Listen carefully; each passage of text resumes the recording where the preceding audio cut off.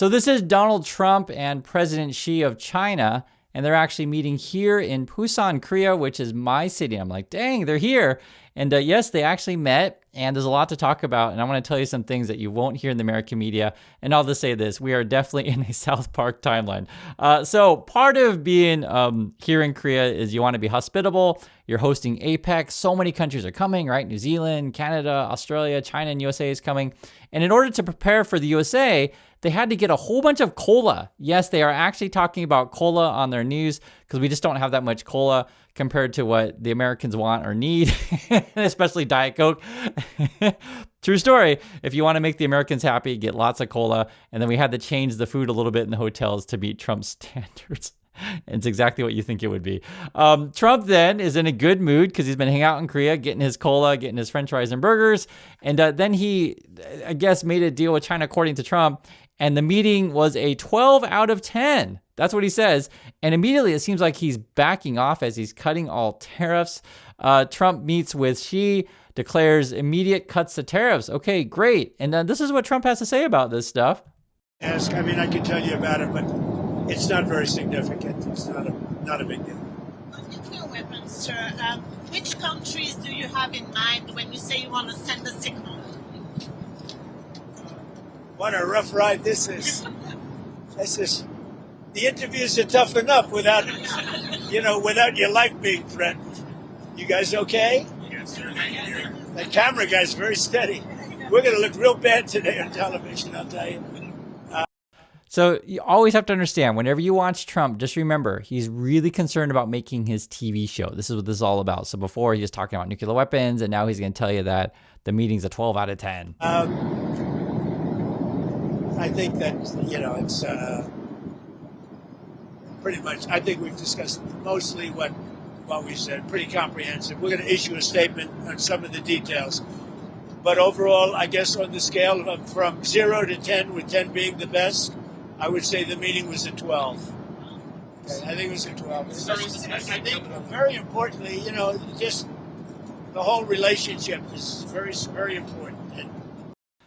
All right, so that's according to Trump. And then later you're going to hear that this is actually maybe only a 1-year deal.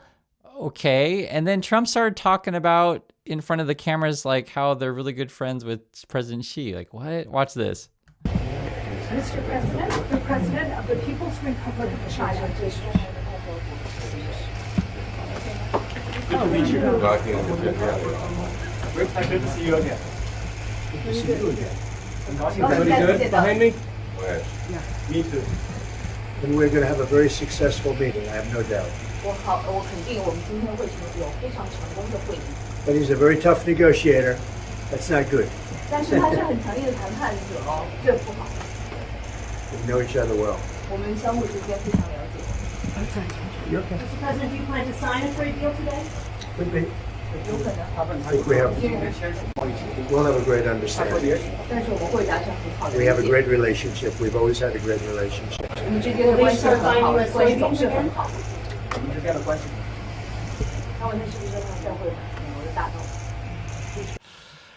He just keeps talking about how much they have a great relationship and he likes me. It's so weird. And it's funny because if you follow Trump, he tweets out this stuff all the time, like how much she likes him. And I'll let you guys be the judge whether or not she likes him. It's just strange. I'll tell you this, though, even though, we're laughing at Trump and stuff like that, it's been a big win for here in Korea. And we got this really crazy stuff here. Let me show you this. This was as they're going in the room, the Americans start yelling at the press, which is really interesting. Watch. Very much.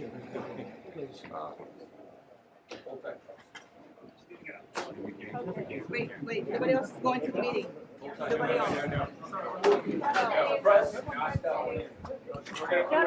Everybody stay. Stop.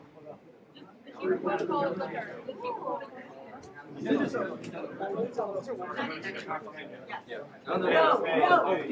stay. Stop. It's like you're directing your pet. No, stop, stay. And also what you're seeing as well is like China brought a ton of bodyguards. It was absolutely crazy. Now, there was another bit of story too, which you probably won't hear in the American media. They gave Trump like different options of where he could stay. They ended up choosing the Hilton, and he ended up doing a bunch of room service. And you can probably guess what he ordered. Now, I know you don't understand all of the Korean, but you're going to hear American words in here. And just listen. You're going to want to listen for hamburger, French fries. Listen. 3시 반쯤 숙소인 경주 힐튼 호텔에 도착한 도널드 트럼프 미국 대통령. 8층에 있던 객실에 도착하자마자 룸 서비스를 요청했습니다. 메뉴는 치즈버거. 트럼프 대통령은 아메리칸 치즈를 추가로 얹고 특별히 케첩을 많이 달라고 주문한 걸로 전해졌습니다. 호텔 관계자는 트럼프 대통령이 콜라 없이 치즈버거와 프렌치 프라이, 케첩까지 남김없이 모두 다 먹었다. 아주 만족스러워했다고 전했습니다. 2시간 정도 휴식을 취한 트럼프 대통령은 같은 호텔에서 열린 정상 특별 만찬에 참석해 음식 맛이 아주 좋다, 고맙다면서 현장에 있던 호텔 직원들에게 먼저 So that's what Trump was doing. He was ordering room service, hamburgers, French fries, and he really wanted a lot of extra ketchup. And then he's taking pictures with our employees. You can see it right there. So, and obviously he wants to take a picture with the females. It's not a surprise. The other thing that was really funny, I guess Trump really liked high water pressure. So that was part of the discussion. And people are making jokes about Trump, and he really wanted water pressure in the hotel room. President Lee's Myung strategy and tactics are wise enough to defeat Trump without fighting. And this is the Korean comments. The water pressure has to be strong. What? LOL. From now on, all the shower classes at hotels in Korea will be blown up. LOL. Water pressure was the deciding factor. You have childish taste. You're a fun grandpa. Very cool. He ate a hamburger and praised it. And then Trump, before the China meeting, this is what he's saying here, or during, I should say. Well, thank you very much. It's a great honor to be with a friend of mine, really for a long time now, if you think about it. The very, very distinguished and respected president of China. And we will be having some discussions. I think we've already agreed to a lot of things, and we'll agree to some more right now. But President Xi is a great leader of a great country, and I think we're going to have a fantastic relationship for a long period of time. And it was weird because, you know, Trump always talks about how he's this awesome negotiator, but yet, like, he's like, hey, I'm ready to sign right away. I totally want to sign. Hey, you know, she's like really my friend. Let's get a lot of pictures. Then he's like, okay, we've already agreed to stuff. It's just weird. Like Trump's just like capitulating like nonstop here, and you can see it. And then when you hear some of the details, they haven't signed anything, and I guess it's only for a year. I want you to hear them for them say it for themselves. Major stumbling blocks that are left now to work through, and how soon do you think you could sign a trade deal with China? Well, I think pretty soon. We have not too many major stumbling blocks. We have a deal. Now, every year we'll renegotiate the deal, but I think the deal will go on for a long time, long beyond the year. We'll negotiate at the end of the year, but all of the rare earth has been settled, and that's for the world. I mean, you know, worldwide. So that was from his own words. I don't think they've signed anything. You can hear right there. Then he's talking about it's for a year, but then they'll negotiate at the end of the year, but then he thinks it's going to go on for a long time. I don't know. I'm just showing you what they say. So this is part of where you're trying to decipher the Trumpy people. I don't think they have as good a thing as they think they have, but, you know, there's that. It was interesting, though. I want to show you guys this. This was actually President Xi arriving here in Korea. You don't see this very often. You just don't see that often. And, you know, they probably won't show this stuff on the American news, but this is Xi coming off the plane, which is pretty interesting. She actually brought a ton of people, and this is something you hear about a lot compared to the Chinese negotiating team and you know, delegation compared to the Americans. They always dwarf the Americans. I mean, like really a lot. There's all the cars there. They're meeting at the airport, so I want to show you guys. And then we actually have the building where they met. So that's it right there. And I think that's part of the military installation there. The other thing I want to show you guys also is this is some of the stuff from China that says Chinese officials have not yet released a read on out of the meeting, but Trump said that the countries would be able to finalize a trade deal pretty soon, whatever that means. However, he said that the deal will have to be renegotiated annually. Quote, now every year we'll negotiate the deal, but I think the deal will go on for a long time, long beyond the year. That's what you just saw. Some of the stuff is, I guess they're saying China's going to buy, quote, a tremendous amount of soybeans. But how much does that mean? I really don't know. You're going to have to ask Trump on that. And then there's just a bunch of stuff still in the air, and we're still waiting for more details. They're saying here that in exchange, Trump reduced the tariffs in response to the fentanyl to 10%, down from 20%, so we went down on that. Quote, we agreed that he is going to work very hard to stop the flow. Okay. But some of the top issues for the leaders remain unresolved. Trump administration's top trade officials said that they had discussed semiconductor sales with Xi, but the next step will be for Beijing to negotiate directly with NVIDIA. So there's a lot more to go. So like Trump's going to brag that he's got some sort of deal, but literally they're saying they haven't signed it. And it's, I guess, temporary for a year. At the end of the year, they'll negotiate again. So it's Trump talk. This was also a bit weird today. Trump directs Pentagon to test nuclear weapons first time since 1992. This seemed just out of nowhere. He's tweeting about the United States has more nuclear weapons than any other country. This was accomplished, including the complete update and renovation of existing weapons. Because of the tremendous destructive power, I hated to do it, but I had no choice. Russia is second, China is third, will be even within 5 years. But because of other countries' testing programs, I have instructed the Department of War to start testing our nuclear weapons on an equal basis. That process will begin immediately. So I guess we're doing more nuclear weapons in USA. That's just from Trump's words. And it's hard to follow this stuff. It changes all the time. I'm just showing you what they're saying. There was also this, which I talked about before. The Koreans really wanted the nuclear sub deal. Trump's actually affirming that, saying South Korea will be building nuclear-powered submarine in Philadelphia shipyards. What he doesn't say, which I'm just telling you, that shipyard that he's probably referring to is the one owned by the Koreans. So the Koreans are building a ship at their own shipyard. But yes, it is located in USA, and yes, you're going to use American workers. But this is what a joint is. This is what a joint is, and I think he's probably referring to Hanwha. Which is the Hanwha stock went up like crazy. And then this was our news then. Seoul scores diplomatic victory as Trump gives nod to nuclear subplan. Now, the other thing that I want to point out, which is interesting, and this just goes to more Korean negotiations as a whole. Trump actually acknowledged the chief trade rep for the Koreans, and it was really interesting. And I want to show you a bit. Watch this. 예정보다 1시간 늦게 도착한 트럼프 대통령은 연단에 오르자마자 전 세계에 관세 폭탄을 던지고 있는 협상 주역들을 한 명씩 호명하며 치하했습니다. Thank you, Howard. U.S. Trade Representative Ambassador Jameson Greer. 이들의 맞수인 김정건 산업통상자원부 장관도 대단한 And 협상가. it was right there. And to be honest, I was really happy to see that because this is the trade rep here in Korea. And the dude has been working really hard. He's had to testify before Parliament because, Parliament's like, are the Americans really asking for cash? Do they really want that $350 billion that we've heard about? He had to testify. He had to make several trips to the USA, and they've been working hard. And essentially, they got the Americans to really back down quite a bit. And this is something that also I just want to mention with the Lutnick thing. So that's Howard Lutnick, and if you don't like each other, you're not gonna do that kind of handshake, hug type stuff. The reason why I mention that is because it's been reported all along that Lutnick has actually been working with them to try to get something and giving them advice of how to talk to Donald Trump. Use small words, use really big signs. No, seriously. And that's why they purported the whole whiteboard thing. It's been really fascinating to, see this. And then this for them was like a big sigh of relief that, hey, we finally got something now.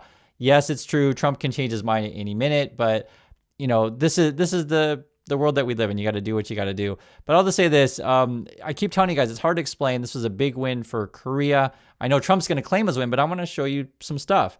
This is Karen Levitt, right? You guys know that's the press secretary. I don't like her very much, but I do show you, that they had a good time in Korea. This is her Instagram. She was tweeting out, it says here, South Korea skincare finds. and she got a whole bunch of, I think she went to Olive Young is what people were saying, which is one of our stores here. It's a very popular. And my wife was saying that some of the stuff she bought is really popular with foreigners. So you'll see this. You'll see this in Korea when people come. They spend a heck of a lot of money here. It's just tourism is real money. And I keep telling you that because I know you're getting used to seeing, the bad politics and bad business practices of Trump. But not everyone is like that. Here in Korea, we're trying to facilitate these kind of things. And even Karen Levitt's tweeting out, meeting, President Lee of Korea. Karen Levitt bought a panda. She's taking it back to her kid. She says, finally en route home from Asia with a little something for my boy. So that's great. I'm not making fun at all. I'm saying it's great. It's what you want. This is what you want. You want people to have a good time. And then she's talking about how she had food on Air Force One, which I guess they got pretty good food on there. This is something I want to mention. I've mentioned to you guys before. here in Korea, we're trying to facilitate tourism and these kind of international things that you saw. So President Xi meets, Trump, and here in Korea, that's fantastic. They're trying to change the system of public transit so that you can use your credit card, foreign credit cards more easily. And for those of you who've ever traveled internationally, trying to figure out a foreign public transit system sometimes a pain in the butt, right? For those of you who traveled, you know what I'm talking about. And we're trying to facilitate that. And that's just something that they've been talking about. We're getting way more tourists here in Busan. You can see it says Busan welcomes record 2 million foreign tourists in 7 months. They're trying to go for 3 million this year. And it's very different what you see in USA, where you're like hearing, people don't want to come. Here it's opposite. Like I'm just showing you guys, like, you can do things a different way in USA. Just imagine, you're hosting, for example, you're hosting FIFA, you're hosting the Olympics, and you start hearing that like hotels are full and the restaurants are packed and everyone from all over the world is coming. Like you want to see that. And this is sort of why the negative of what, Trump is doing is chasing people away. And so I keep telling you guys here in Korea, it's opposite. And so, for example, let me show you when Korea met with Canada. Carney, watch. So we start with Canada. 네, 제가 먼저 시작하겠습니다. 게스트로서 먼저 시작하도록 하겠습니다. 먼저 감사의 말씀드립니다. 환대해 주셔서 감사합니다. 어제 저녁에 저와 또 제 아내에게 보여주신 환대에 대해서. And I know they're dubbing it over a bit with Korean, but Carney specifically mentions his wife. And in fact, I told you guys the last time we made a video where the first lady of Korea met the first lady of Canada. And they were talking about hanboks, like, which is basically Korean traditional dress, but they were really hospitable. Like they made the extra efforts. The same thing. We all laugh about we got to bring in more cola variety and more Diet Coke for the Trumpers and all his team. But that's part of being a good host is giving what people need. I know I get upset because it's like it's hard to explain like how hard people work over here. And it's frustrating when the Americans, like, they think they can just be lazy and have no education and not care about other people and then still expect to be a good business. I'm showing you guys this is what you want to do. You want to be welcoming to many countries, and this is like, for example, this is New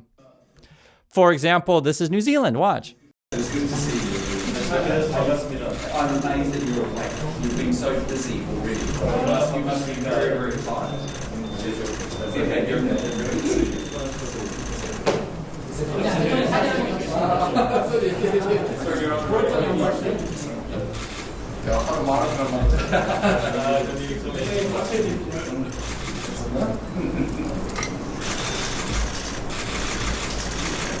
doing a great job. He's done so much.